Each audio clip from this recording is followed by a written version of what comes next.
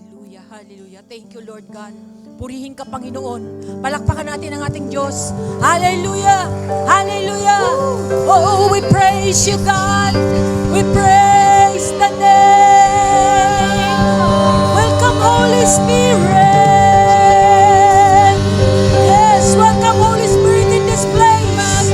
Oh, glory, glory, glory, Jesus. Yes, Jesus. Yes, oh God. Thank you, Father. Thank you, Lord. Hallelujah.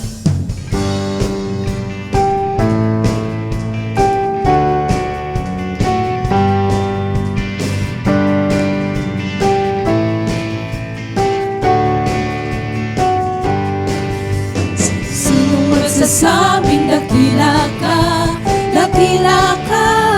aming Ama?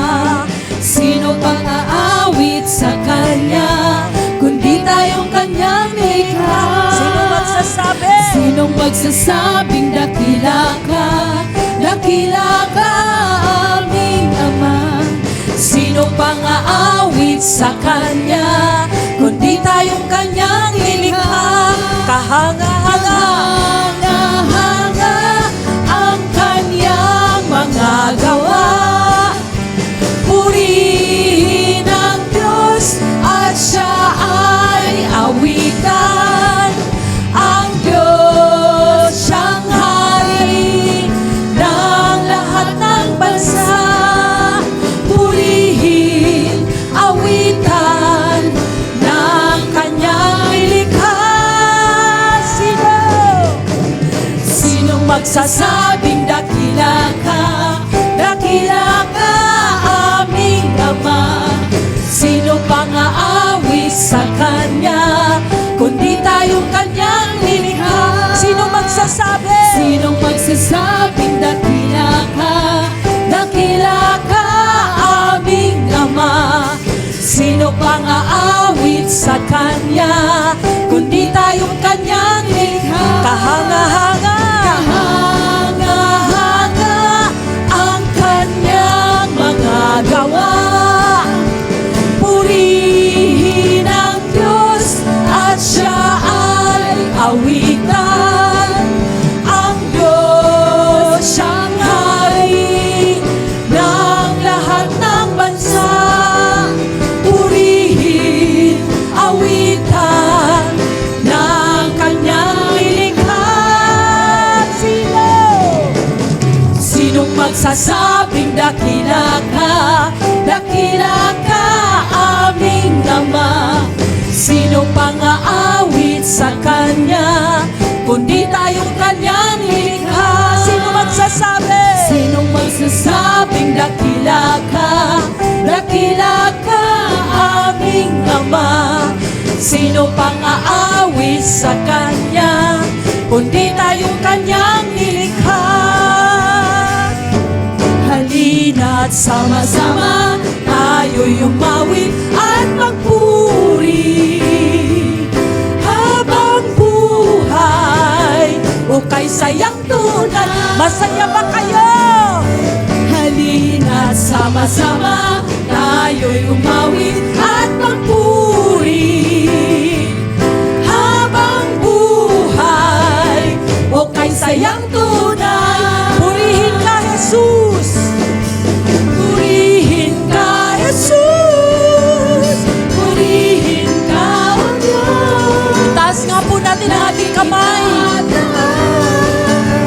Pangalan mo hanggang wakas. Purihin ka, Jesus. Purihin ka, O Diyos. Laging itataas ang ngalan mo hanggang wakas.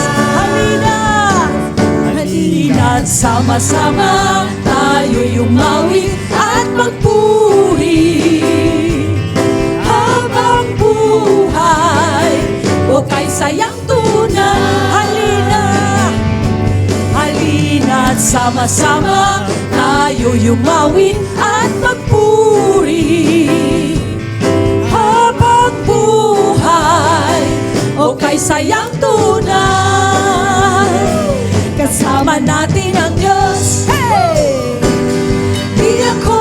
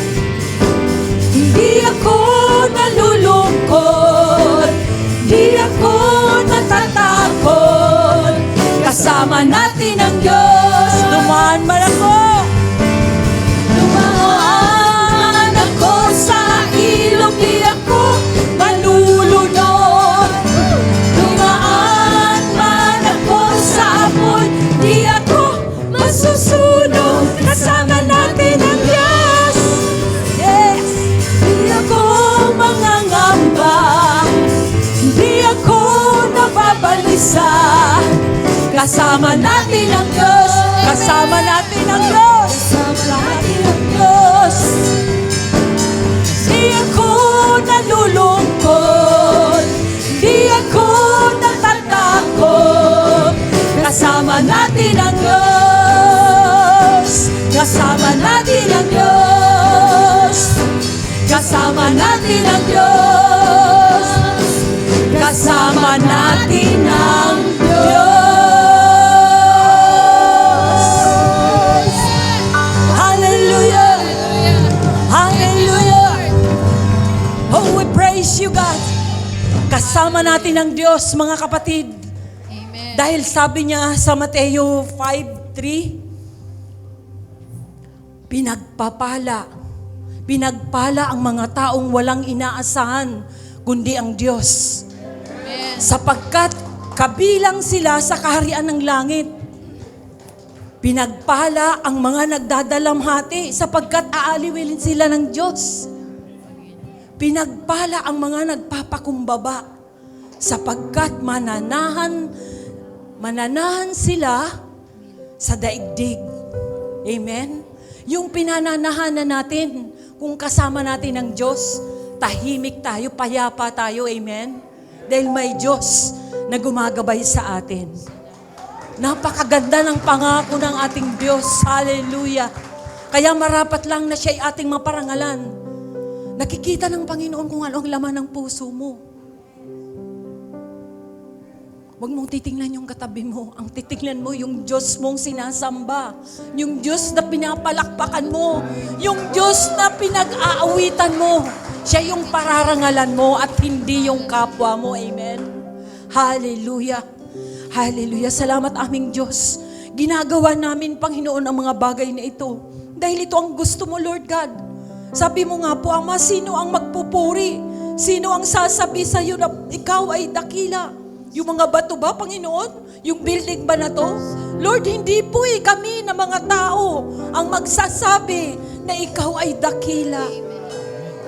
Kaya salamat, Ama. Salamat. Naririto kami na iyong mga anak. Patuloy na magpupuri sa Diyo. Patuloy na sasabihin namin, dakila ka. Tapat ka, Panginoon. Salamat, salamat. Hindi kami magsasawang sasabihin namin, napakabuti mo sa amin, Panginoon. Hallelujah. Dahil ikaw, O Diyos, hindi ka rin nagsasawa na kami ay pakinggan, na kami ay mahalin, na kahit kami makasalanan, iniibig mo kami, minamahal mo kami dahil may Kristong isinilang. Yes, O God. Patuloy ka namin sasambahin sa pamamagitan ng mga awiting ito. Tanggapin mo kami, Panginoon, upang maparangalan ang dakila at buhay na Diyos. Hallelujah. Hallelujah. Jesus. Ikaw lang ang pag-asa ko, tanging ikaw ang buhay ko, Jesus. Yes, O God. Dahil ako'y nangangamba, basta't ikaw ay kasama, panatag na minsan pa. Ikaw lang ang sasambahin, paligid man ay magdilim, Jesus. Kahit may suliranin man, palagi kang aawitan, ikaw lamang. Kahit kailan di ka nagkulang,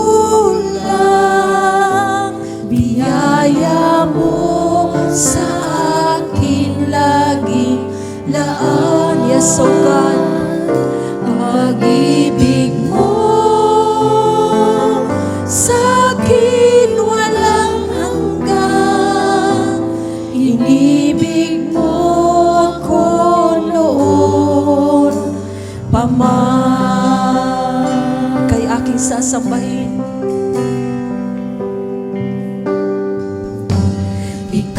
lang ang sasambahin, paligid man ay magdilim. Jesus, kahit may suliranin man, palagi kang aawitan, ikaw lamang. Kahit kailan di ka nagkulang, biyaya mo sa akin lagi laan. Ang pag-ibig mo sa akin walang hanggan. Inibig mo ako noon pa man. Kahit kailan di ka nagkulang, biyaya mo sa akin laging daan. Ang pag-ibig mo sa akin walang hanggan.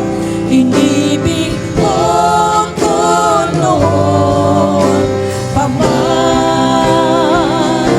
Panginoon, dakila katapat sa dalangin ko. Ako'y inibig mo kahit ako ay ganito. Walang katapusan ang pagmamahal mo. Walang pinipili ang puso mo. Panginoon, dakila katapat sa dalangin ko. Ako'y inibig mo kahit ako ay ganito. Walang katapusan ang pagmamahal mo. Walang pinipili ang puso mo. Kahit kailan di ka nagkulang. Yes, oh God. Biyaya mo sa akin laging laan. Ang pag-ibig mo sa akin walang hanggan. Inibig mo ako noon pa man.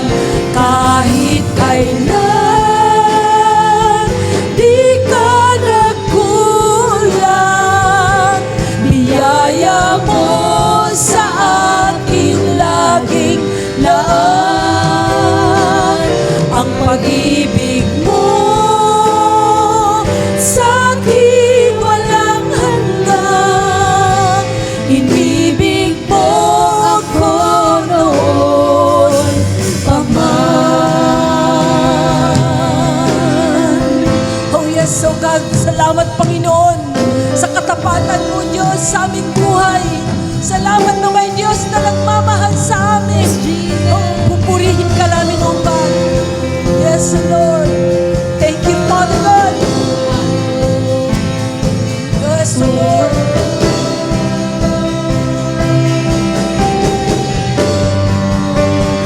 Suliranin man ay dumating,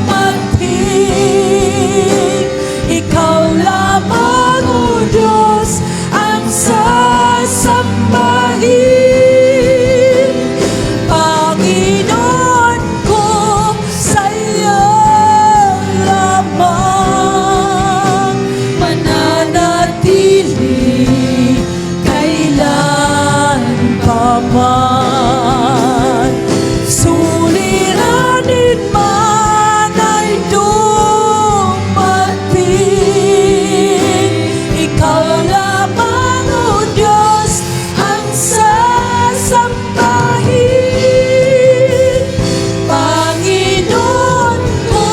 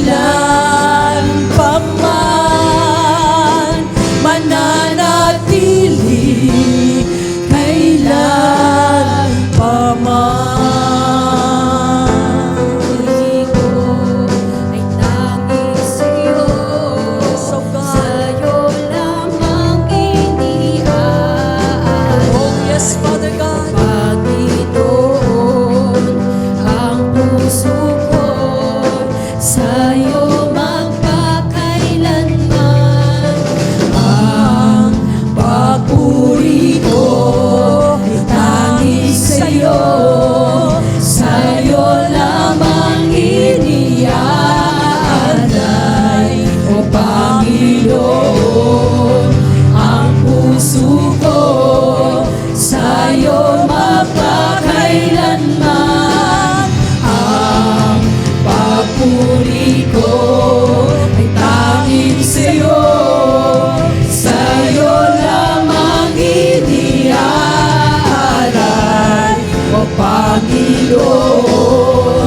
Ang puso ko sa'yo magpakailanman, mananatili sa iyong lilim, at sasambahin ka sa dakong lihim, mananatili sa iyong lilim, nang masumpungan ka sa dakong lihim, mananatili sa iyong lilim, at sasambahin ka sa dakong lihim, mananatili sa iyong lilim, nang masumpungan ka sa dakong lihim.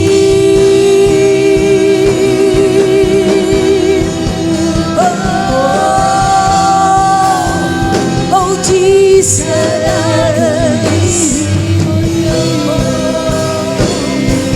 pupurihin ka, pupurihin ng Diyos na dakila. Yes, O Lord. Oh, papatuloy namin sasabihin, dakila ka, Panginoon. Tapat ka sa buhay namin. Yes, O Lord God. Purihin.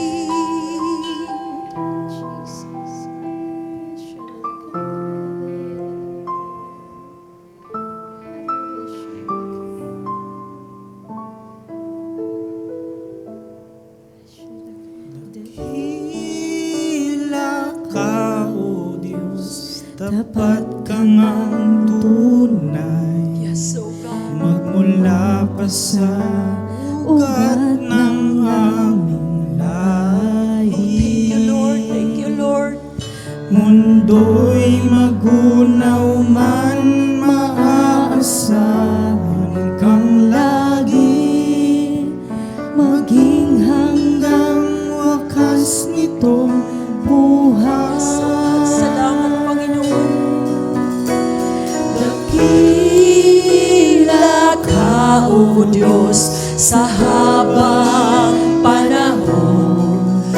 Katapatan mo'y matibay na sandigan. Sa bawat bighati, tagumpay man ay naroon. Daluyan ang pag-asa kung kailan ay hinahon. Pag-ibig mo'y alay sa amin noon hanggang ngayon. Dakila ka,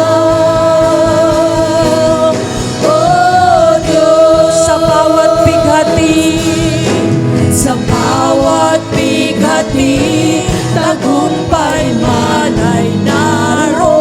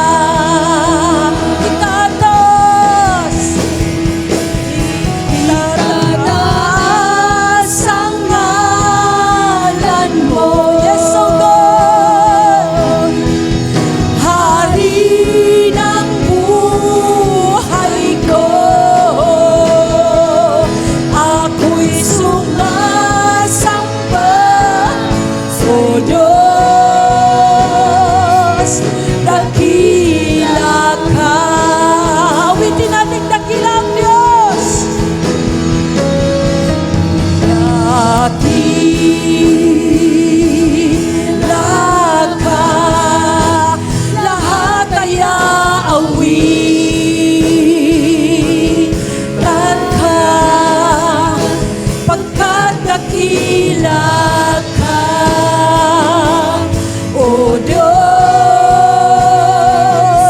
dakila ka, dakila ka. Dakila ka, O Diyos. Dakila ka, lahat ay aawitan ka, pagkat dakila ka. O Diyos, dakila ka. Pagkat dakila ka, O Diyos, dakila ka.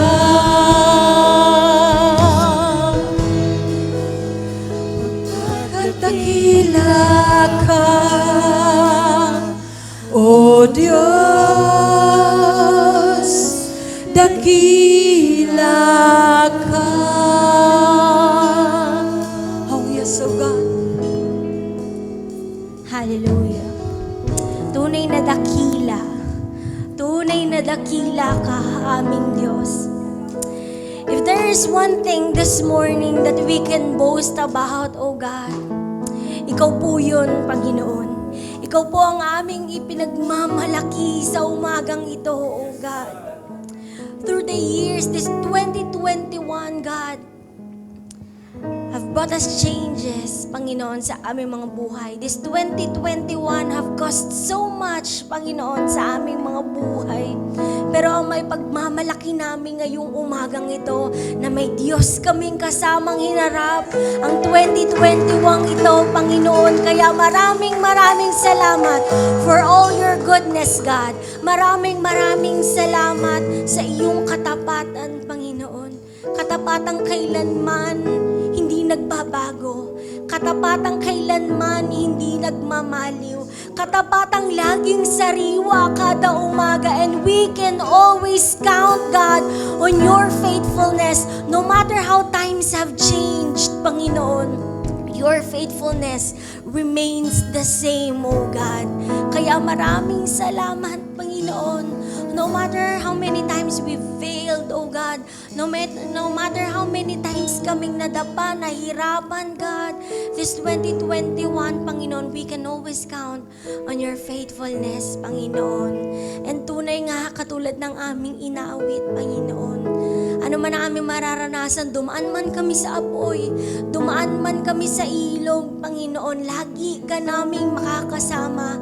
Our confidence, God, rests in your presence, Panginoon. Your presence na laging nasa sa amin, Panginoon, no matter what we go through, oh God. And this next year na paparating, Panginoon, kami with full confidence ay patuloy na magpapasalamat sa iyo, God, because we know, Panginoon, ang Diyos na sumama sa amin this 2021, ang Diyos na kinikilala namin at nababasa namin sa Biblia is still the same God who never changes and will do wonders and miracles as we enter the year 2022, oh God. Maraming salamat po, Panginoon. So today we are going to boast and declare, God, of your goodness, your mercy, your grace, your faithfulness, Panginoon. This is our prayer in the mighty name of Jesus. And everybody will say, Amen and Amen. Yan. Sige po, maaari na po tayong makaupo. Maraming salamat, Pastor Dan, for that napakagandang introduction. Praise the Lord! Purihin po natin ang Panginoon bago po tayo mag-umpisa. Praise the Lord! Yan. So, bago po tayo mag-umpisa, gusto ko muna kayo i-greet ng good morning! Pwede bang batiin mo naman yung katabi mo ng good morning? With a very sweet smile. Yan, good morning! And also, of course, greet po natin ang katabi natin ng Merry Christmas! Christmas! Yan. Tapos, tanong mo sa katabi mo, saan ang regalo mo? Yan.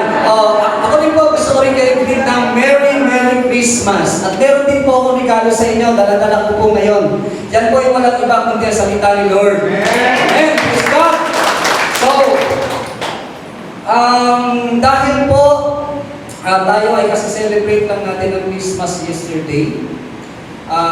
I'm sure na katulad po ng mga nakaraang preaching ni Pastor Dan at ni Pastora Jana, it's all about what is Christmas all about? Alam pa ba ninyo kung ano po yun? It's about Jesus.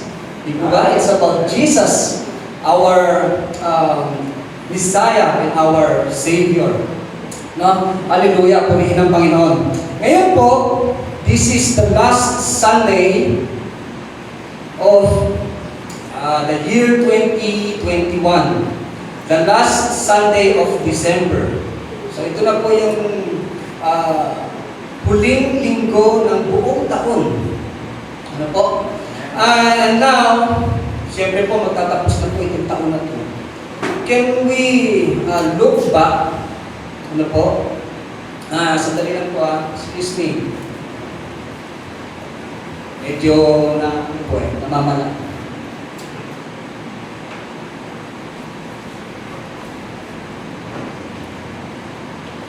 Ayan, thank you Lord. So, as we look back, magmula po noong January 1, 2021, ano po ba yung mga naaalala ninyo na nangyari? Pwede po ba tayo mag-throwback? No? Just imagine, paano po nagsimula yung taon ng January 1,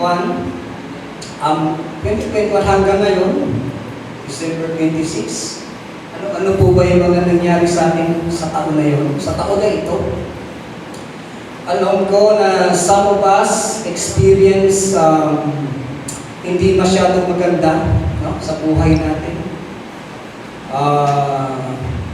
Me, as one, kami ng family ko, nakaranas po kami ng hindi maganda dahil meron pong nawala sa mahal sa buhay namin, sa aming pamilya.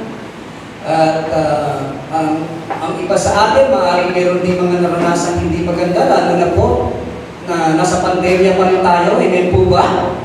At pero napakabuti po ng Panginoon. Yes. Dahil sa kabila po ng mga struggles na pinagdaanan natin, the whole year, syempre meron pong maganda.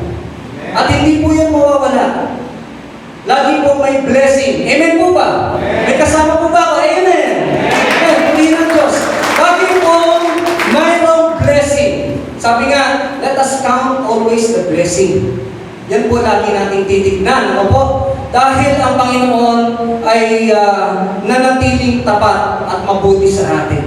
Yan. Thank you, Lord. Purihin ng Diyos. Palakpakan po natin ang Panginoon. Hallelujah! Hallelujah! Ngayon po, di po ba ay patapos ang taon? Naniniwala po ba kayo dun sa New Year's resolution?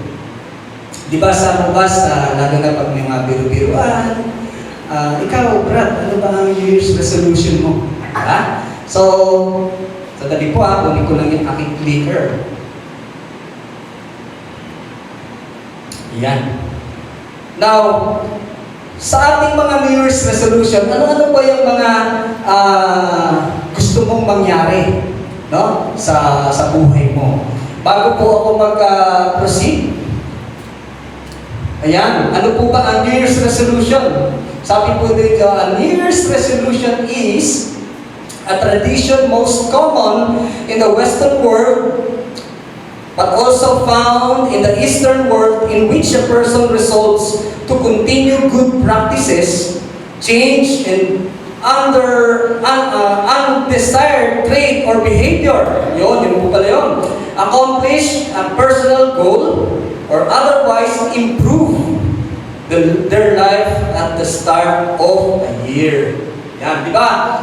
Magpapalit po ang ating taon ngayon. Magpapalit po siya. So, di ba, meron tayong mga sinasabi natin, gusto ko maging ganito. Ito yung New Year's resolution ko. Ngayon, ganito po. Ako po ay bababa, sandali, pagpakumangin ninyo. Ako po ay magtatanong kung ano ang New Year's resolution mo. Yan. So, sister, ano po ba New Year's resolution? Sige po, huwag po mahiya, libre po ang sumagot. Wala po ba? Ay, kasi nanay, kayo po. Good health po.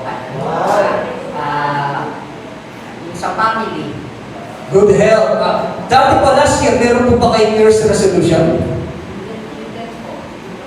Natupad naman po. I'm healthy now and I'm fine. Praise the Lord! Yan, purihin ng Diyos. Ngayon, meron pa po akong tatanungin. Ito si Cap Joey. Cap Joey, last year po ba meron kayong New Year's resolution? Yes. Natupad po ba? Natupad po dahil at least nakabalik ako sa pamilya ko. At yun ang pinangarap ko na makabalik sa pamilya ko. Amen. Ngayon po, meron kayong New Year's resolution. Yes, meron. Para sa aking pamilya at more peace kanila. Praise the Lord! Yan. Meron pa pong isa akong tatanungin. Dito naman po tayo, banda rito. Yan. Sino po ba? Ito. Sige. Gusto ko malaman kung anong New Year's resolution mo. Napakaganda ng New Year's resolution. Ay, hindi pa pa. Wala pa pala. Sorry.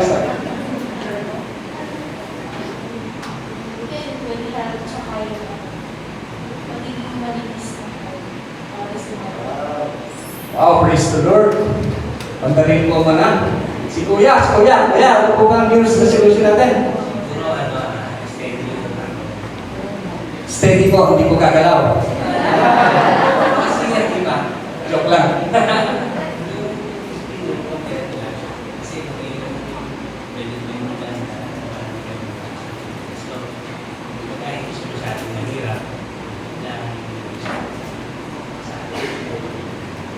For the family. Praise the Lord! Ngayon natin ang Panginoon. So, maganda po yung mga narinig kong New Year's resolution. Katulad po nito, halimbawa. Yan. Sabi po, my New Year's resolution is, ano ba yan? Yan. Ay, nawala. Pakina lang po Sabi yan. Yan. Oh, ayaw talaga. Ayaw, kasi ayaw siguro. Yan. Nakita na nila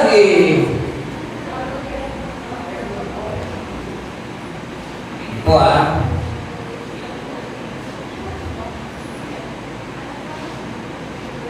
Yan. Sabi dyan, ano sabi? Magpapapayat na ako. Meron ba dito ka ng New Year's resolution? Ano dapat gawin? Pagkaganan, exercise daw, susumba. Wow, tsaka magdadali. Yan. Yung dating 90 kilos, magiging 60. Wow! Yan. Ano po yan? Ano po? Ito, magsisipag na sa trabaho. Yun, yung medyo tinatamad-tamad, no? Magsisipag na raw siya. Meron bang ganun dito? Yan, okay. Ano po ba? Ayan. Ano po sabi dyan? Ayan, hindi na ako malilate. Hindi na ako malilate sa church. Praise the Lord. Hallelujah. Hindi na ako malilate sa trabaho. Hindi na ako malilate sa school. No? Yung sa date mo, sa ka-date mo, baka ikaw ba yung laging late? No? Na pinagmumulan kayo lagi ng quarrel. No? O lagi late ka na lang. Ayoko na nga sa'yo. No? Gano'n, no? Dapat lagi ka na ngayon early bird. Next. Mga estudyante, pakisabi. Sabi ni Pastor Jerry. Meron ba yung mga estudyante rito? Pakitaas nga ang kamay. Yun, andun mga student natin. Sabi po ay, mag-aaral na akong mabuti. Yung dating 75, magiging 76 na ngayon. Yan. Di ba? Yung dating 70, magiging 75 na. Uy, praise the Lord. Aral mabuti mga kids. Ngayon, ito pa ang isang New Year's resolution na maaaring meron din ito. Yan na. Wow. Woo! Sino yan? Woo! Mag-aasawa na ako. Ako po may asawa na ako Ewan ko doon sa iba, no? Baka last trip na. So, yan, gayahin po natin. Sino ba yan? Artista, no? Last year, meron pong, this year, meron po tayong kapatiran kinasal dito sa COG. Ito po ay si Brother Charles, si Sister Ferlin. Tayo nga kayo. Ayan. Sa biyaya ng Panginoon. Hallelujah. So, meron po bang gustong magpakasal? Kausapin niyo si Pastor Dan, ha? Pa-schedule na kayo kay Pastor Jerry. Okay. Ngayon po, sabi po dito, yan. Okay. Sana all. Okay. Palakpakan naman natin ng Panginoon. Hallelujah. Hallelujah. Now, meron po akong gustong ikwento sa inyo. I don't know kung narinig niyo na to, ito po ay tungkol kay Mang Ambo. Yan. Maikli lang po ito, ha. Si Mang Ambo po ay mayroong lumihan. Sino po ba dito mahilig sa lomi? Ako po, isa na dun. Yan, sarap niya, no? Ngayon, araw-araw, mayroong isang pulis, no? Na naka-uniform, na laging kumakain doon ng lomi. Ngayon, sa kasamaang palad, itong pulis na to, hindi po siya lagi nagbabayad. Sinasabi lang niya kay Mang Ambo, thank you. Tapos alis na siya. Ngayon isang araw, itong si Mr. Policeman, kumain ng lomi doon kay Mang Ambo. At pumunta kay Mang Ambo, nagbayad. Wow!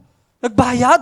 Sabi ni Mang Ambo, sir, salamat pero may tatanong ako sa'yo. Bakit po nagbayad kayo? Bakit kaya? Ano sa palagay nyo? Kasi, sabi ng pulis, alam mo, Ambo, alam ko, matagal ka ng masama ang loob mo sa akin Kasi hindi ako nagbabayad sa'yo. At alam ko, mali yun. Pero ngayon, alam mo ba, born again na ako. At magmula ngayon, dahil may New Year's resolution ako, na magbabayad na ako sa'yo, ting kakain ako dito. May tip pa. Wow, di ba? Wow! Ngayon, sabi ni Mang Ambo, kita mo nga naman ang pagkakataon. Pareho pala tayo, sir. Born again na rin ako. At dahil dyan, meron din ako New Year's resolution. Magmula ngayong araw na to, hindi ko na duduraan ang lomi na kinakain mo.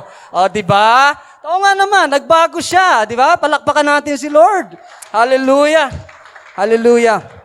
Now, going forward, marami po sa atin ang gustong baguhin ang ating mga sarili. Amen?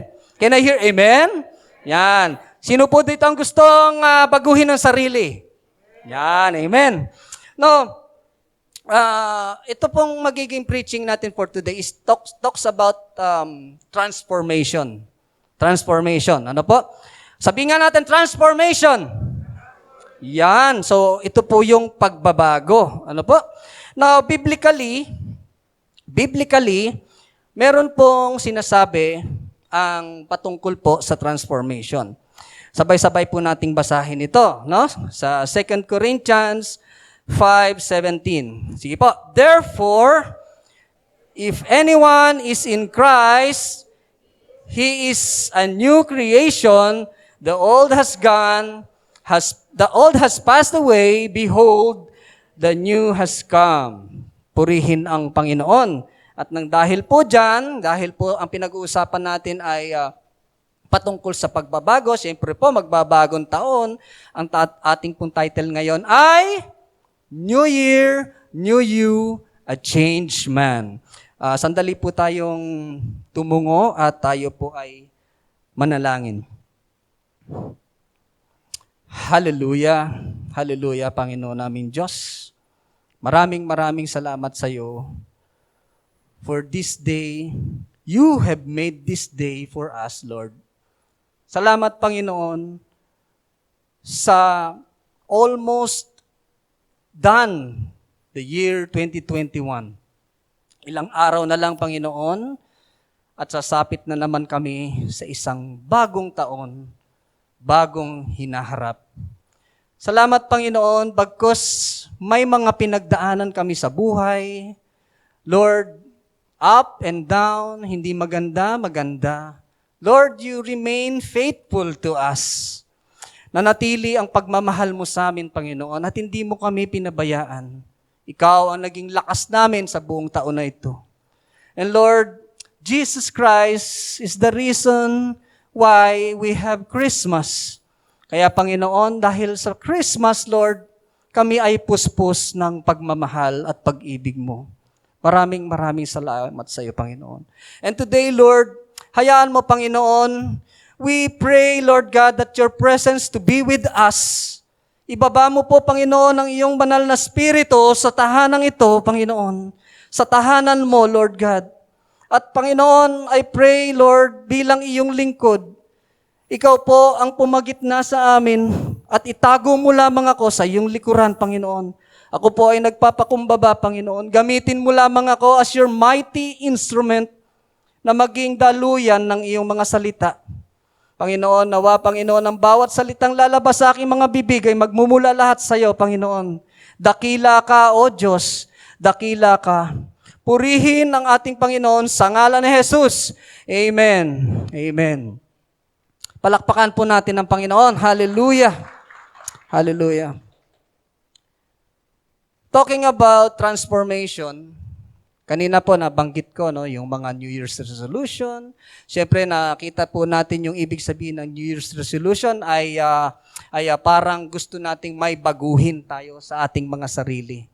At as a Christian, alam po natin na hindi po tayo magdidepend sa New Year's resolution lamang. Dahil hindi po tayo mananahan sa ating sarili lamang na kakayahan at paniniwala. Kailangan po tayo ay sumuko o dumepende sa ating Panginoon para po siya ang magbabago sa atin. Amen? Ngayon, sa Bible, yan, ito po meron pong isang tao na ito po ay talaga namang kakaiba.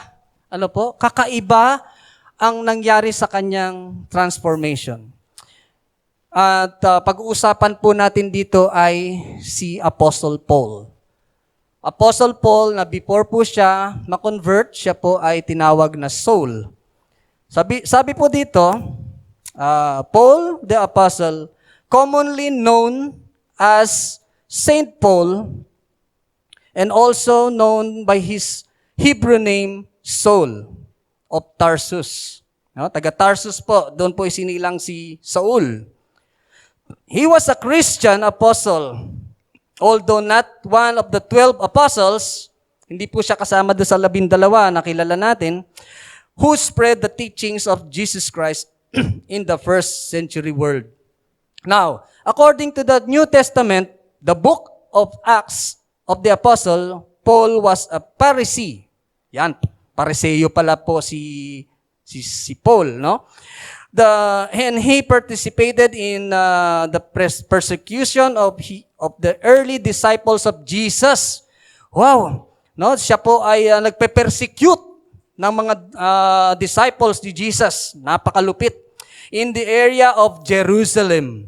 Prior to his conversion, bago po siya na-convert, as a follower of Jesus Christ o apostle, ganyan po ang ginagawa ni Paul o Saul nung una niyang pangalan. Ano po?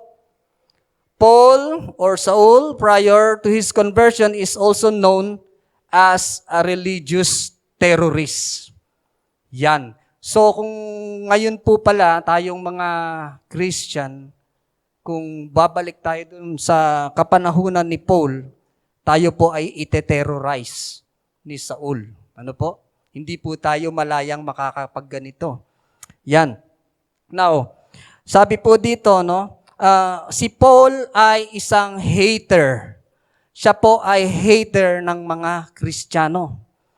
Bakit po kaya ganyan si Saul? No? Malalaman po natin yan. Dito po sa Acts 9:1-2,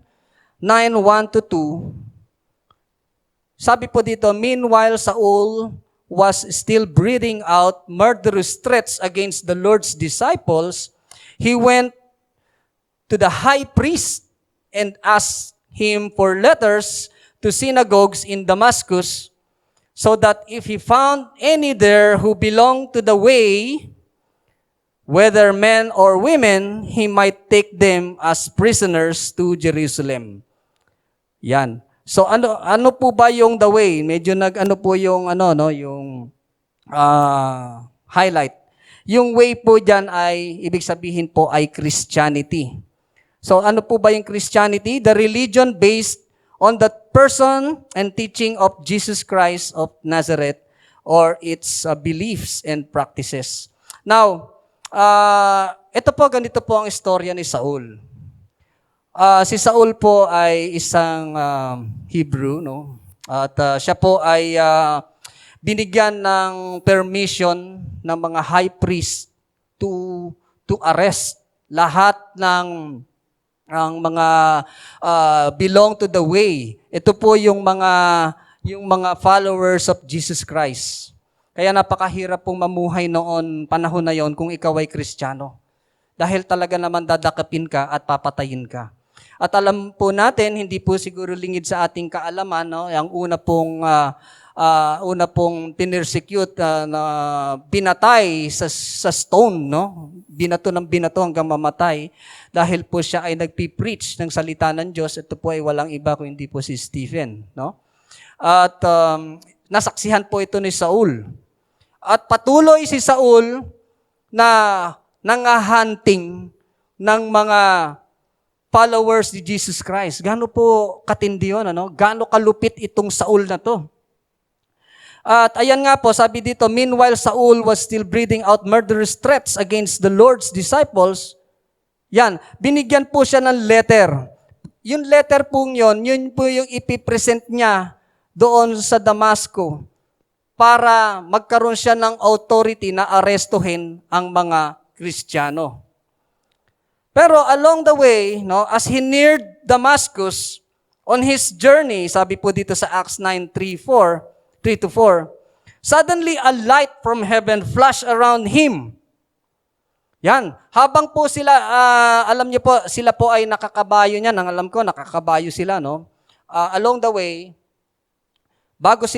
papunta po sila ng Damascus para mang-aresto ng mga Kristiyano, meron pong napakaliwanag na lumabas sa daanan nila. Napakaliwanag po nun. At ito pong si Paul, he fell to the ground and he heard a voice to him. Ano po ang sabi sa kanya ng voice? Saul, Saul, why do you persecute me? Why do you persecute me? Yan, alam niyo po, itong time na to pala, no, siya nga pala,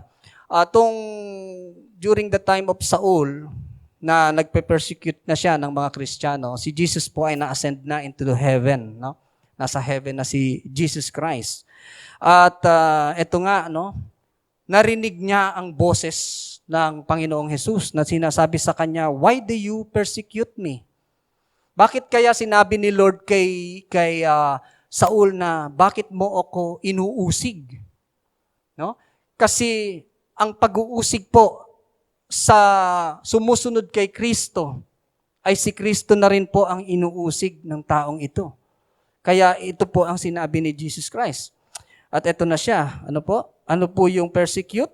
Sabi po dyan, persecution is the act of harassing, oppressing, or killing people because of their difference from society.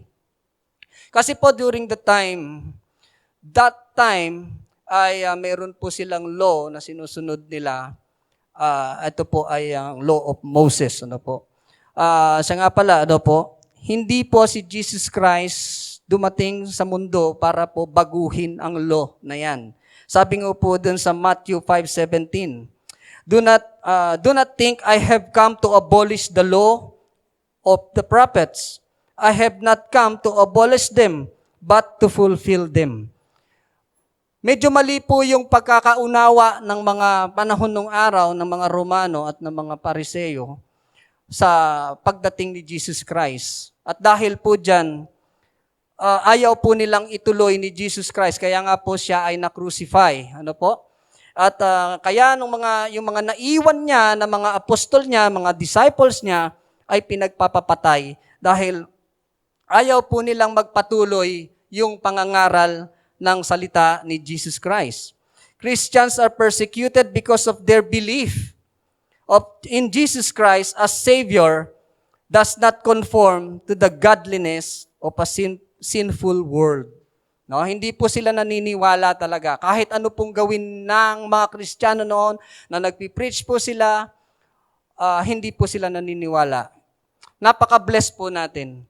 Dahil tong panahon natin na to, tayo ay malayang malaya. Amen po ba? Amen? Sabi po, pinipersecute ang mga Kristiyano. Gusto ba natin na ganun tayo? Ano kaya kung panahon natin ganun, no? No, merong katulad ni Saul, na paglabas natin dyan, meron ng mga kawal at tayo po ay dadakipin. Tapos ikukulong po tayo, tapos hahatawin tayo ng latigo dahil ano? Dahil nangangaral po tayo ng salita ng Diyos, dahil nakikinig po tayo ng salita ng Diyos.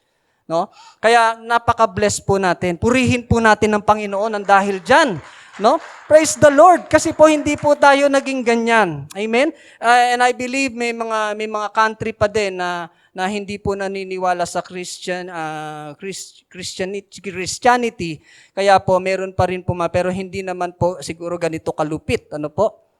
Ayan na po siya, no? Dito po sa Acts 9:5-6.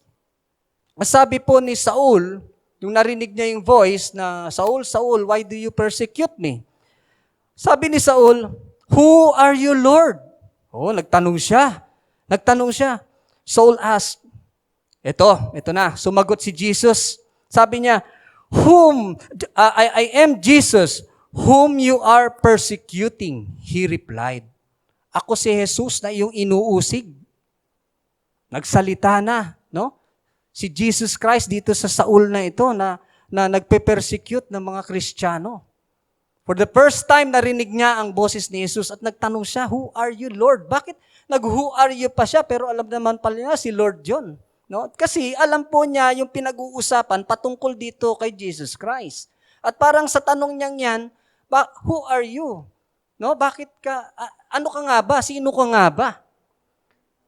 Ito po susunod, no? Who are you, Lord? Nagtanong nga siya, no? And then, he got up, now get up, sabi ni Jesus Christ sa kanya, now get up and go into the city and you will be told what you must do. Ito po ang sinabi ni Jesus, no? Ito ang sinabi ni Jesus kay Saul. Bumangon ka, pumunta ka doon sa syudad, at may magsasabi sa'yo doon kung ano ang dapat mong gawin. Yung sinabi ni Lord sa kanya na, now get up and go into the city, ito po ay order from the Lord. No? Ito po ay utos ni Jesus kay Saul. At dito po, sa sinabi ng Panginoon dito, you will be told what you must do. The Lord will use someone to give him instruction. Ibig sabihin po nito, si Saul ay hindi direktang sinabihan ni Jesus kung ano po yung gagawin niya. At may gagamitin pala ang Panginoon. No? May gagamitin siya para bigyan ng instruction si Saul kung ano ang gagawin. Yan. Ito po. Ano po ang sabi dito, no? The men traveling with Saul stood there speechless. They heard the sound but did not see anyone. Saul got up from the ground, but when he opened his eyes, ito na, he could not see. No? He could see nothing. Nabulag po siya.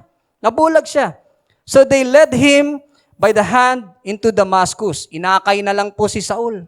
Yung astig ni Saul, no? Napakatapang leader ng mga nagpe-persecute ng mga Kristiyano. Inaakay na lang dahil ano po? Nabulag po siya. Yan. And sabi po dito, for 3 days he was blind.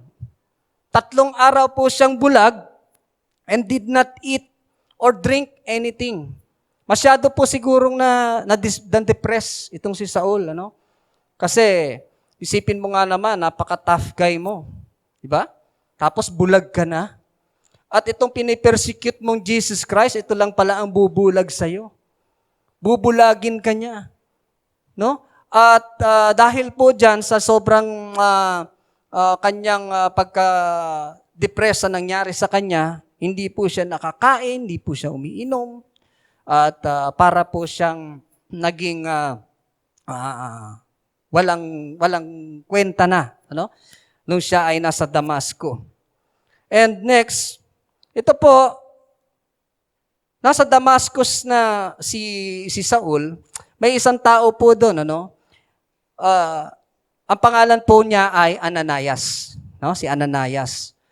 Kay Ananias, nagsalita ang Diyos. Ang sabi ni Jesus Christ, Ananias, sumagot po si Lord. Yes, Lord. Sabi ni Ananias, no? Sabi ni Ananias, yes, Lord. He answered. Kasi ito pong si Ananias ay isang apostol ng Panginoon at isa ring propeta na mayroong vision, ano?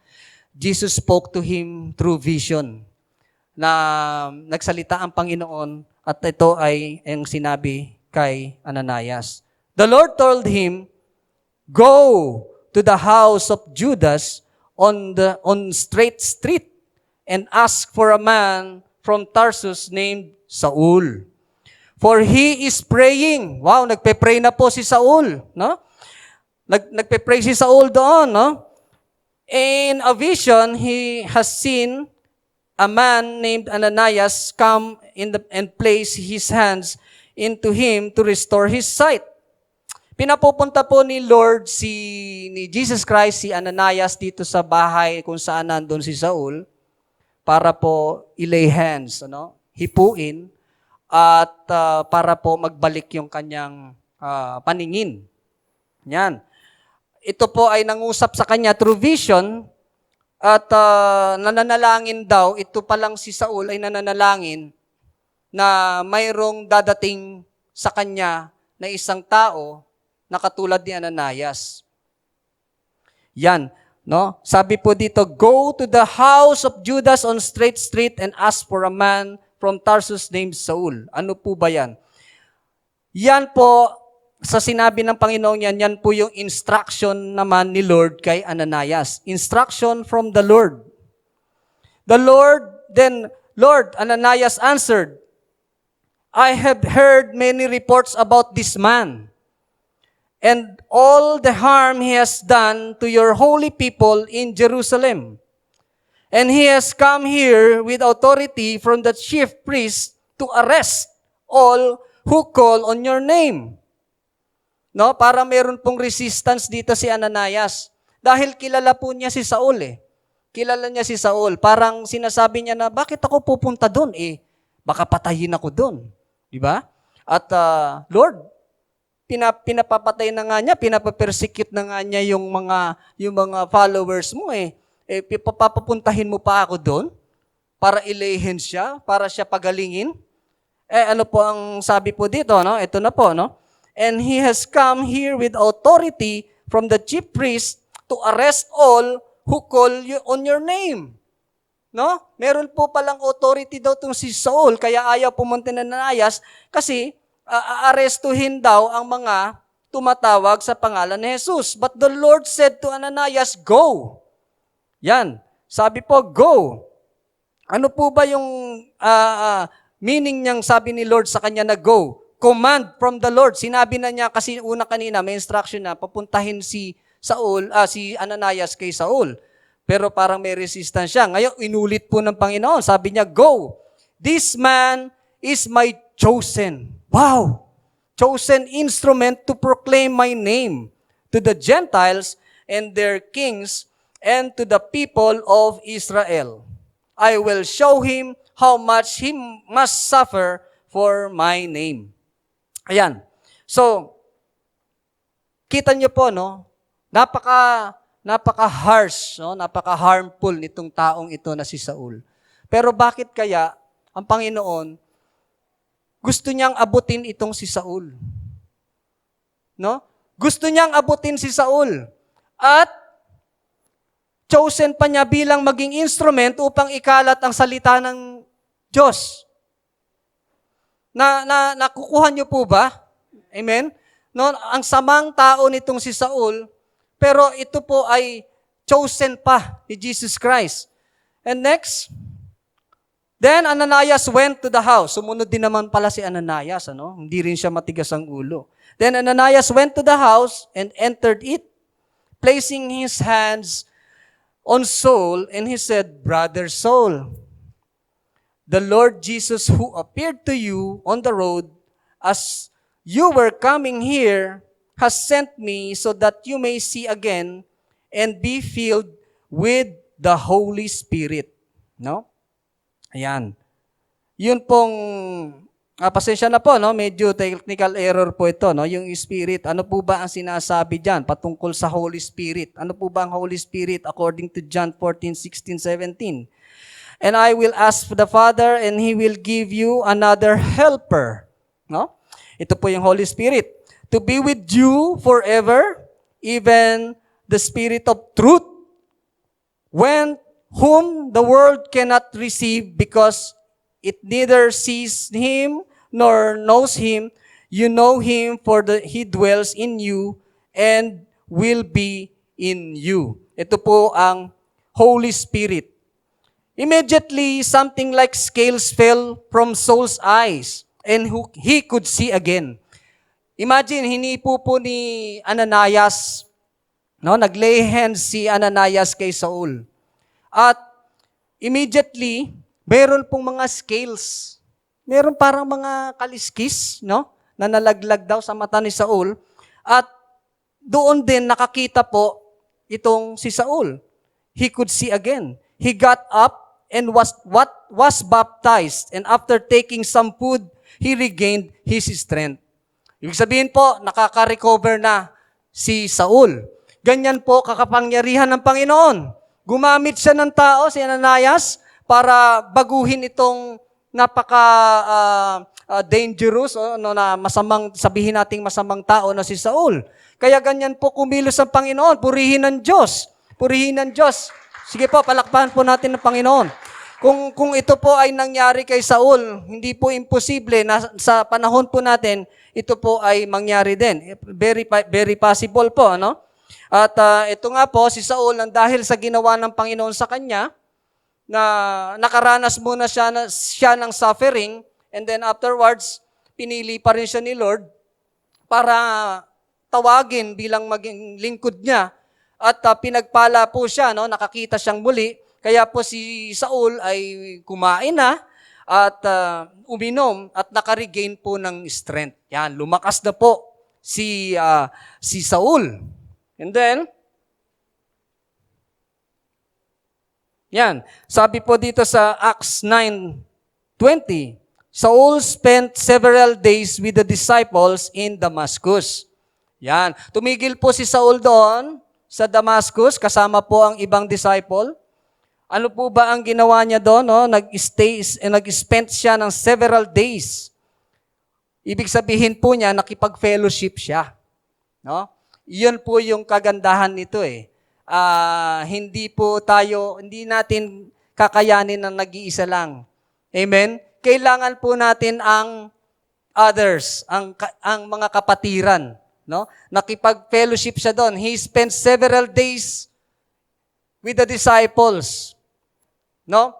Naniniwala po ba kayo na kailangan po natin ng fellowship? Amen? Amen. Dahil tayo po ay nagpapalakasan dito. At ito po yung ginawa ni Saul noong panahon na yan.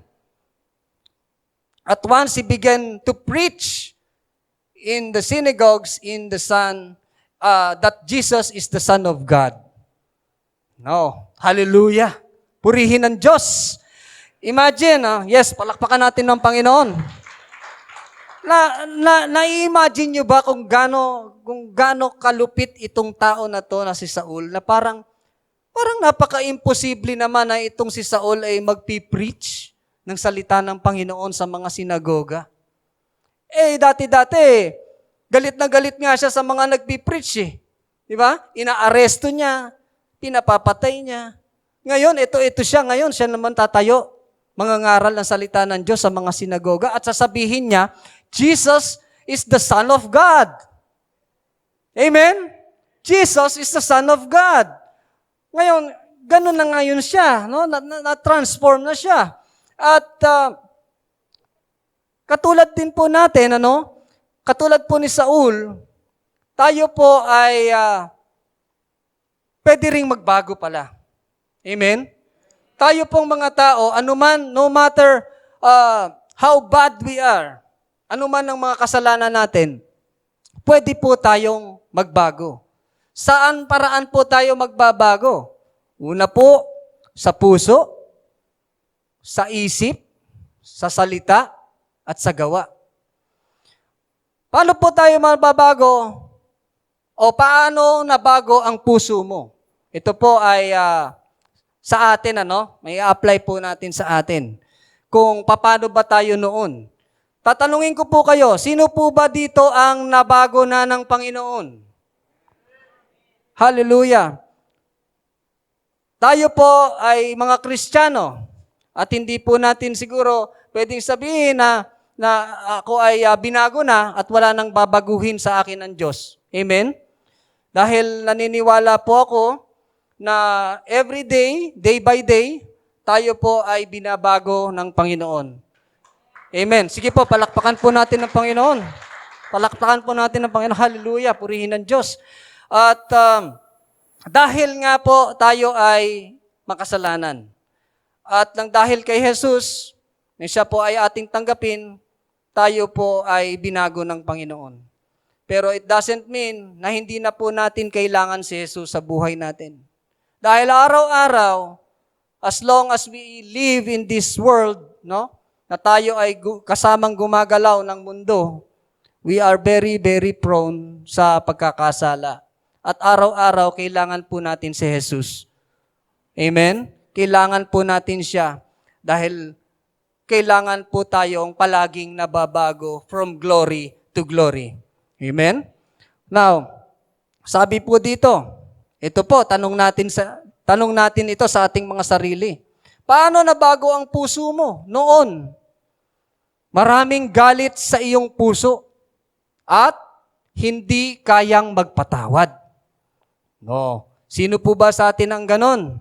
Dati o ngayon? Or meron ba tayong kilala na ganyan noon? Maraming galit sa iyong puso at hindi kayang magpatawad. Sino po dito ang walang kasalanan? Sino po dito ang may kasalanan? Yan. So, kung meron nagkasala sa'yo, kaya mo bang magpatawad? Amen? Praise the Lord. Na dati, nung hindi ka pa nakakatanggap sa Panginoon, palagi kang may galit. No? Baka nagpupunta ka sa church, nag-hallelujah ka. Praise the Lord. Hallelujah. Iniisip mo yung kaaway mo, no? Ang sakit. Tapos pag uwi mo ng bahay, makikita mo na naman, ito na naman itong mukhang to. Ayoko na makita talaga to No? Andiyan pa rin yung galit mo. Tapos may narinig ka. Tanong mo talaga itong taon to. Di ba? Tapos babalik ka ulit sa Sunday. Hallelujah, praise the Lord. No? So, meron kang galit sa puso. Pero, dahil nga daw ikaw ay nabago na, ikaw ay Kristiyano na, ngayon, wow! Pag-ibig ang nananaig sa iyong puso at bukas sa pagpapatawad. Praise the Lord! Nabago, no? Dati hindi ka makapagpatawad, pero ngayon, wow, pag-ibig ang nananaig sa iyong puso. Bukas na bukas ka pa sa pagpapatawad. Ganyan po kumilos ang Panginoon. And next, number 2, dati, priority mo ang mga bagay-bagay dito sa mundo. Dito po, makikita po natin kung ano talaga ang nasa puso natin. No? Dati, ano ba yung mga priority mo? Ano ba priority mo? Material things? No? Makamundong mga bagay? No? Hindi ka pwedeng mabuhay ng walang karangyaan? Kailangan mo ng mga material, ng mga pansamantala lamang na bagay sa mundong ito? Yun po yung dati mo. Pero ngayon, priority mo na si Lord. Yan, sabi po sa Matthew 6:33, ano po sabi dyan kung alam natin? Seek ye first the kingdom of God and His righteousness, and all these things will be added unto you. No? Yan na po ngayon ang nasa isip natin. Kung dati, iba yung priority mo, ngayon, priority mo na si Lord. Priority mo na ba si Lord, kapatid? Amen? Hallelujah! Hallelujah! Hallelujah! So, ngayon, sasabihin mo, naku, hindi ako pwedeng magsimba dati, no? Kasi mayroon akong mga kailangan pang kikita kasi ako dito. Pag nagsimba ako, di naman ako kikita, no? Pero dahil priority mo na si Lord at sinasabi nga sa Matthew 6:33, no? Unahin po natin ang Panginoon and the rest, ibibigay po niya yan. Naniniwala po ba tayo doon? Amen. Hallelujah. So, ganyan po, no? Binago ka na ni Lord. Iba na yung priority mo. Dati, mahina ang pananampalataya sa Diyos. Yan, dati po yan. Sabi, kapatid, mag-pray ka lang. No? Sabi niya, mag-pray ka lang. Malalampasan mo rin yan. Pero, yung pagpe-pray mo pala, after you pray, naku, nag-alala ka na naman. Nag-alala ka na naman. Nanalangin ka, Lord, pagalingin mo sana ako, ha? Lord, alam ko, gagaling ako. Pero nung may naramdaman ka, ano ba to? Baka may cancer na ako, baka bukas mamamatay na ako. No? Ganon, yung kahina yung pananampalataya mo kay Lord. Pero ngayon, buong-buo ang pagtitiwala mo sa Diyos. Purihin ang Diyos. Buong-buo na siya, na naniniwala ka na si Lord ay walang imposible. Amen? Amen po ba? Si Lord ay walang imposible sa Kanya. Kaya niyang gawin ang lahat ng Kanyang kalooban. No? Basta't naayon sa Panginoon, naayon sa Kanyang will, ang lahat ay walang imposible. Kaya ganun na kabuo ang pananampalataya mo sa Panginoon. At ito na po. Ito na siya. Paano ka naman binago sa isip? Sabihin nga po ninyo, isip. Isip, no? Ang isip po natin, paano po kaya binago? Noon, negative-minded. Palaging nawawala ng pag-asa. Warrior. Warrior. Na lagi ka nag-aalala, no? Paano kaya ito? Paano kaya yon? Pero ngayon, ano ka na? Positive-minded ka na at hindi ka na nawawala ng pag-asa. Warrior ka na. Next, palaging nag-iisip ng masama sa iyong kapwa at judgmental, mahilig manisi ng iba. Oh, dyan ba tayo? Ganyan ba tayo dati? No? Pagka galit ka dun sa tao, sabi mo, sana madapa ka. No? O nagda-drive siya, ang yabang naman itong driver na to, mabangga ka sana dyan sa kanto. No? Ganun mag-isip mag-isip sa kapwa. Mahilig pang manisi. Merong nangyari, sasabi, kasi ikaw Kasi ganyan ginawa mo Galing mo naman, di ba? No, hindi ka ba nagkakamali? Pero ngayon, iba na. Palaging nag-iisip ng maganda sa iyong kapwa at hindi humuhusga. Marunong umunawa sa kapwa. Ganyan ang kay Lord. Number 3, ang madalas na naiisip ay ang kamunduhan o lust at ang pansamantalang aliw na dulot nito. Yung pansamantalang nasasayahan tayo, yun lang po ang naiisip natin madalas. Pero ngayon, ang Diyos ang laging naiisip. Siyang nagbibigay sa iyo ng kapayapaan at hindi kayang ibigay ng mundong ito. Hallelujah! Purihin ang Diyos. Ngayon, dahil ikaw ay nasa Panginoon lagi mo nang nababanggit ang praise the Lord. No? Mabuti ang Diyos. At paano po ba nabago ka sa salita? Noon, walang pag-iingat sa mga binibitawang salita. No? Minsan nakakasakit ka na pala dun sa salitang binabanggit mo. No? Meron kang nabanggit doon sa tao, ikaw kasi ganito ka nasaktan yung kapwa mo. Ngayon, iba ka na. Ang sabi dito, palaging nag-iingat sa iyong mga binibitawang salita. Dahil na kay Kristo ka na, bago ka magbitaw ng salita, di ba sabi nga po, matalas ang ating mga dila, pwedeng makasugat. Pero ngayon, nag-iingat ka na. dahil ayaw mo nang makasakit ng iyong kapwa. And number 2, dati madalas ka magsinungaling. No? Natatakas ka, kailangan meron kang sabihin para maging excuse, no? Pagsisinungaling ka ngayon, tapat palagi sa iyong mga sinasabi. Wow, honest na, honest. Number 3, expression ng magmura o ginagawang biro ang mga malalaswang salita. Inaamin ko po, nung ako po ay wala pa kay Kristo, nung po bata po ako, expression ko po yun, may mahulog lang, ay nako. Di ba? PI na agad, no? Pero ngayon, ano na daw po ang isang Kristiyano? Pawang magaganda ang mga salitang lumalabas sa kanyang mga bibig.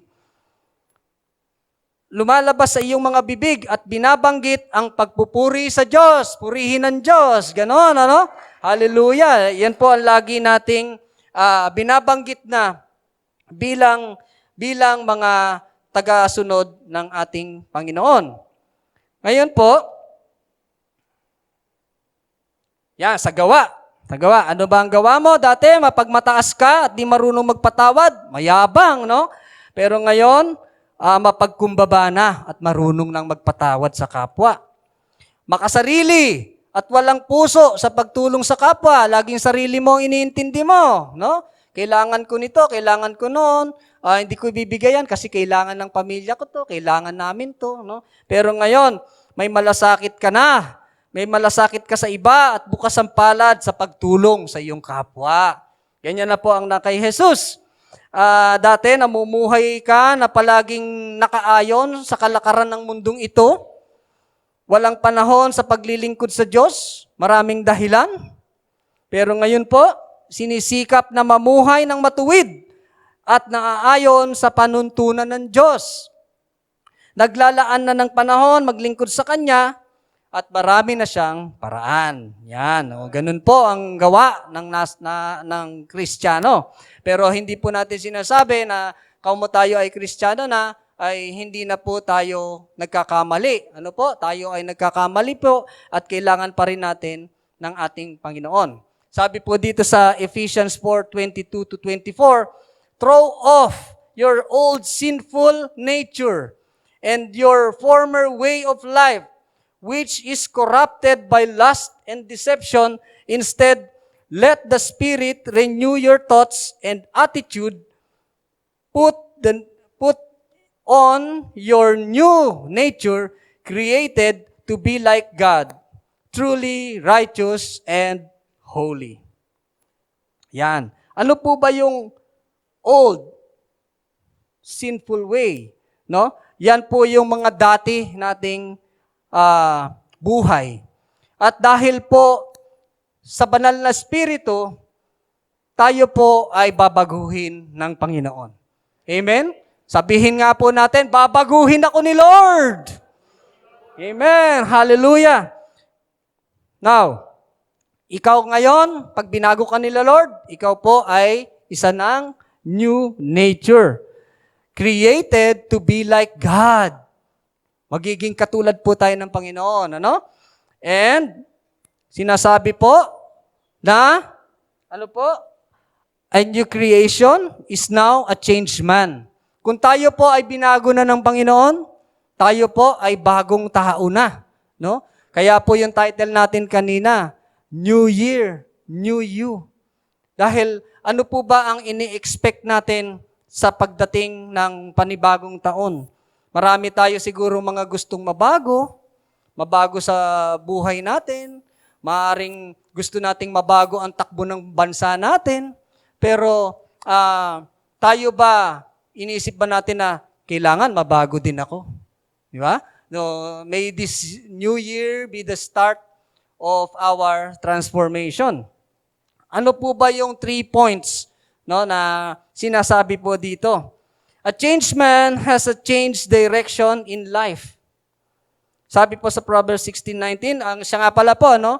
Lahat po ng mga sinasabi ko dito ay mayroon pong basihan. Ano po?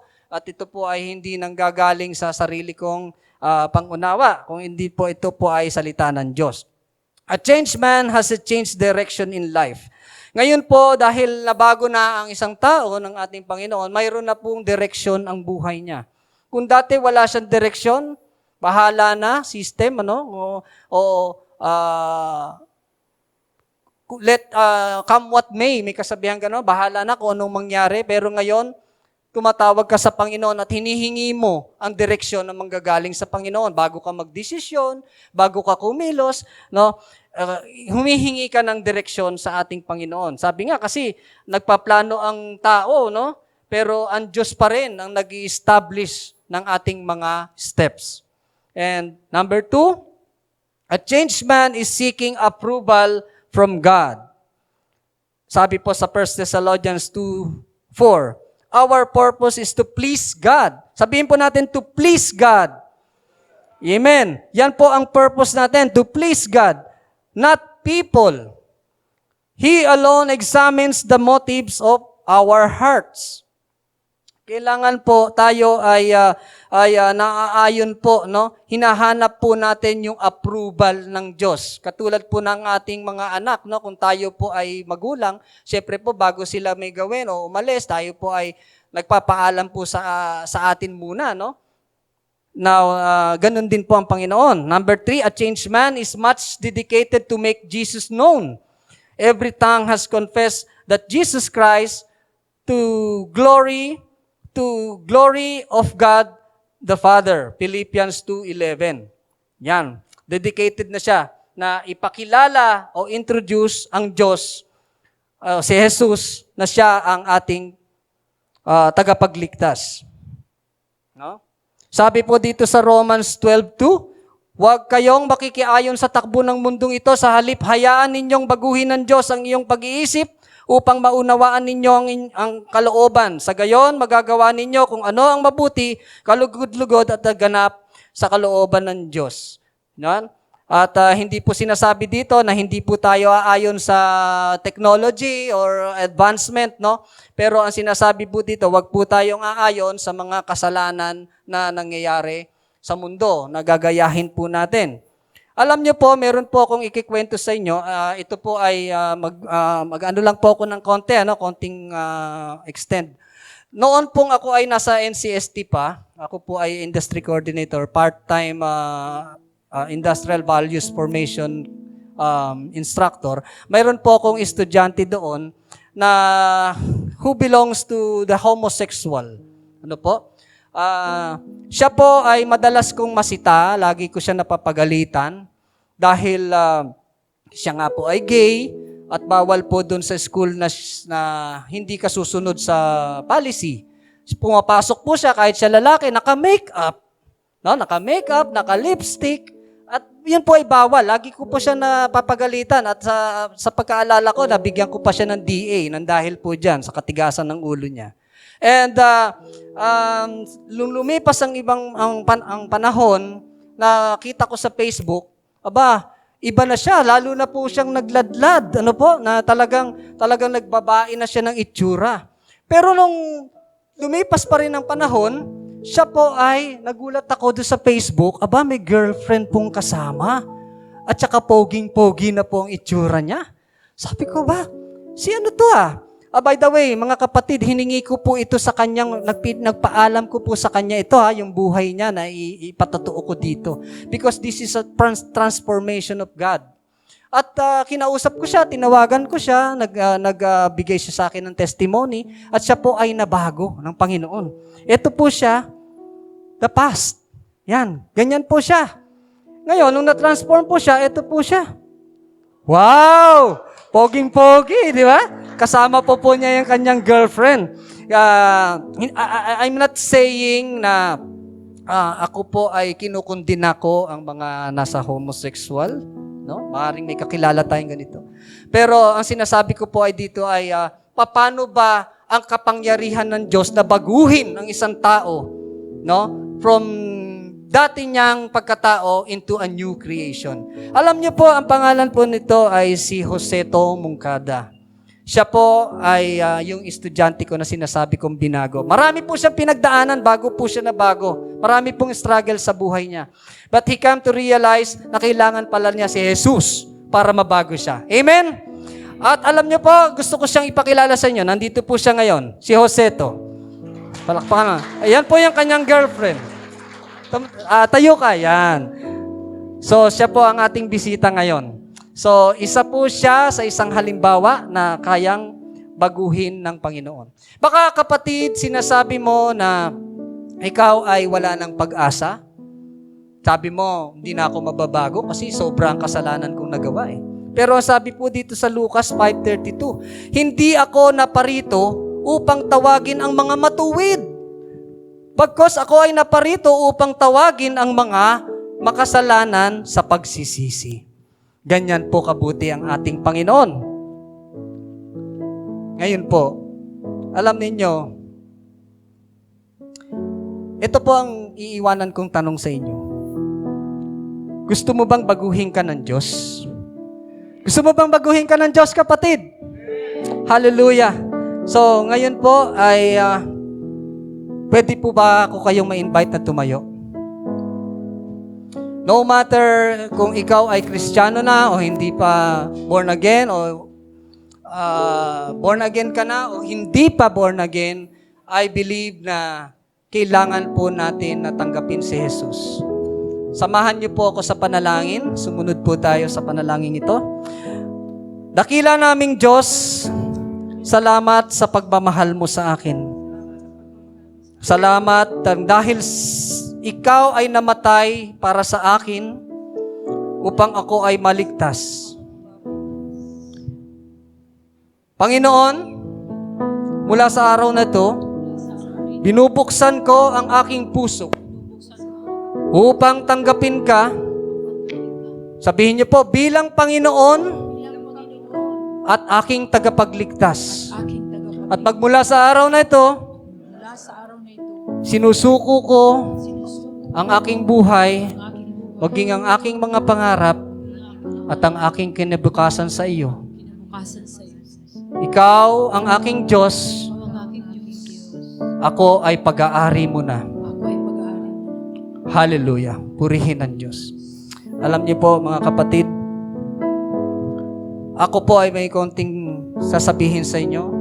Maring sinasabi niyo na si Brother Derek ay nangangaral ng salita ng Diyos, nagsi-C2S, no? Nakatanggap pa po ako ng Paul Award nitong nakaraang Sunday. Pero maniniwala ba kayo na ako ay masamang tao dati? Ako po ay namumuhay sa kasalanan. Ako po ay nambababae. Ako po ay naglalasing. Ako po ay madaling magalit. Palagi ako napapaaway.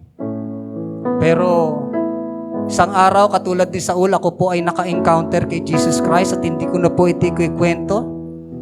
Pero ang gusto ko lang pong sabihin, napaka-imposible po para sa akin ako ay baguhin ng Panginoon.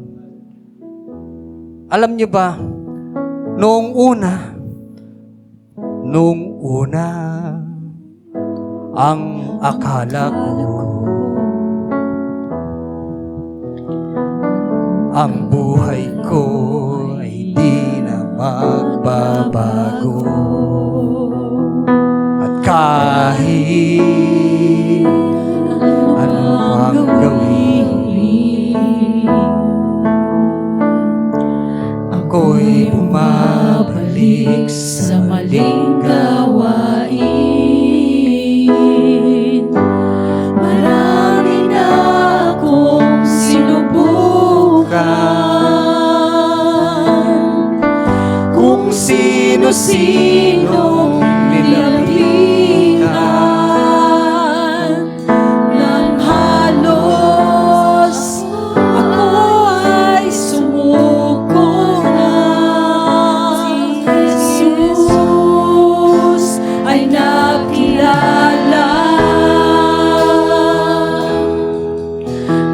Ang aking buhay ay binago. Hayaan mo, kapatid, na baguhin ka ng Panginoon. Isuko mo sarili mo sa Kanya. Hallelujah. Hallelujah.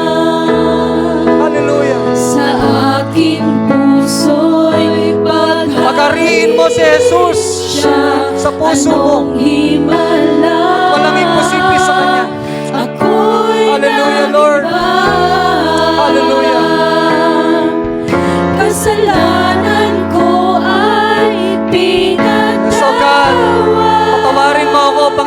aking mga kasalanan. Ginawang anak niya.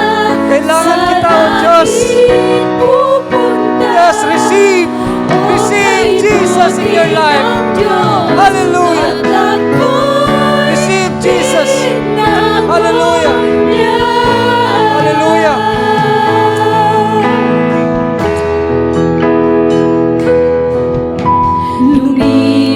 Lumipas ang mga taon,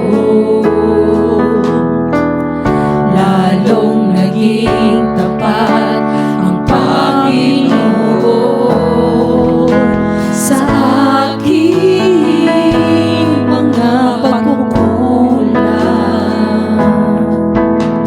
Salamat, O Diyos. Ang nagtutuwid Salamat po, Panginoon, sa pagtutuwid mo sa akin, O God. Kailangan kita sa buhay ko. Kailangan kita, Jesus. Sa kahapon ko siya ang kulang. Hallelujah. Sa aking mga kailangan, higit siya sa sino pa man. Yes, O God. Ang aking buhay ay binagay. Yes, Lord. Ikaw ang magbabago sa amin, Panginoon. Hallelujah. Hallelujah. Ako'y magpasya Decide sa Decide aking puso'y to follow Jesus. siya. Hallelujah. Anong himala ako'y nagiba. Kasalanan ko ay pinatawan.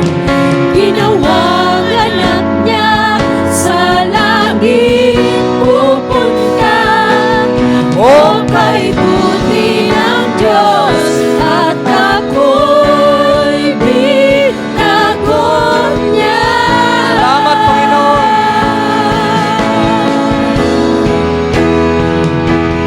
Ang aking buhay ay binago niya. Magmula na ako'y magpasya. Sa Sige, aking kapatid, isuko mo ang puso mo sa Panginoong Jesus. At hayaan mo siyang magbago sa iyo. Malaya kang sumamba sa Kanya. Malaya kang magpuri sa Kanya. Hallelujah. Kasalanan ko ay Hallelujah. pinatawa. Papatawarin ka ng Diyos. Ginawang anak Gagawin ka niyang anak. sa langit pupunta. Hallelujah. O kay buti na Napakabuti mo, Diyos. at ako'y Napakabuti. binago niya. Yes, O Lord. Maraming salamat sa iyo. Thank you, God. Panginoon, aming Diyos, maraming salamat sa iyo sa araw na ito, Panginoon. Na ikaw ang nangusap sa amin, O God. At naniniwala ako, Panginoon, na ikaw ay naghari sa aming mga buhay. Ngayon, Panginoon, ang aming mga dating buhay na hindi ka lugod-lagod sa iyo, Panginoon, ay binago mo na. Purihin ka, O Diyos. Binago mo na kami, Panginoon, at kami, Panginoon, ay tinatawag mong mga anak. Lord, turuan mo kami, Panginoon, na magkaroon ng pusong masunurin sa iyo, Panginoon. At kung kami ay magkakasala, Panginoon, iligtas mo kami, sagipin mo kami mula sa aming mga kasalanan. Salamat, O Diyos, sa mga narinig naming salita mo ngayon, Panginoon. Muli, Panginoon, nais naming itaas ang pinakamataas na papuri, pagsamba at pagdakila sa iyo sa tanging pangalan lamang ng iyong anak na si Jesus. Ang lahat ng anak ng Diyos ay magsabi ng Amen. Amen. Hallelujah. Amen.